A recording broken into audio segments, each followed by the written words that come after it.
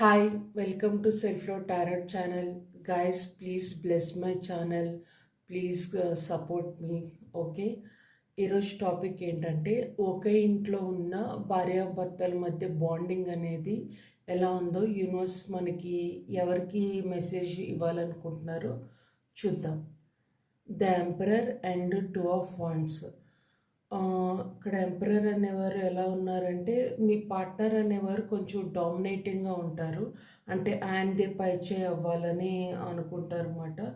మిమ్మల్ని over control చేస్తారు. And మళ్ళీ మీ పట్ల కూడా కొంచెం ఏదోలే అని కొంచెం నిర్లక్ష్యంగా అయితే ఉంటారు.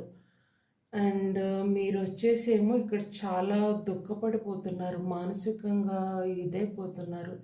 చాలా భావోద్వేగంగా ఉన్నారు మీరు. అండ్ ఏంటంటే మీరు ఊహించలేని కొన్ని పరిస్థితులు, మీ పార్ట్నర్ చేసే చర్యలు మిమ్మల్ని చాలా హర్ట్ చేసేసాయి మానసికంగా. దానివల్ల మీ మధ్య దూరం అనేది పెరిగింది. మీ మీ పార్ట్నర్ ఏంటంటే కంట్రోల్ అండ్ డిసిప్లిన్ అనేది ఆయన బాగా కోరుకుంటారన్నమాట. దానివల్ల కొంచెం మీకు ఏంటంటే ఒకలాంటి దీంట్లో ఉండిపోయినన్న భావనలో అయితే ఉన్నారు. కొంచెం మీరైతే దూరంగా అయితే ఉన్నట్టు కూడా ఉన్నారు. ఇక్కడ కార్డ్స్ అయితే చెప్తున్నాయి. అయితే ఎప్పుడు ఇలానే ఉంటుందా? ఈ గొడవలు ఇలానే వస్తాయా? అనేసి ఫ్యూచర్‌లో అయితే ఎలా ఉంటారని నేను యూనివర్స్‌ని అడగడం అయితే జరిగింది. అయితే ఎప్పుడైతే ఇలా ఉండదు. ఫ్యూచర్‌లో అయితే ఇద్దరి మధ్య కొంచెం గొడవలు ఈ దూరం అనేది తగ్గి మీ బాండింగ్ అనేది కొంచెం మధురంగా స్వీట్‌గా ఉంటుంది. మీరేం భయపడక్కర్లేదు.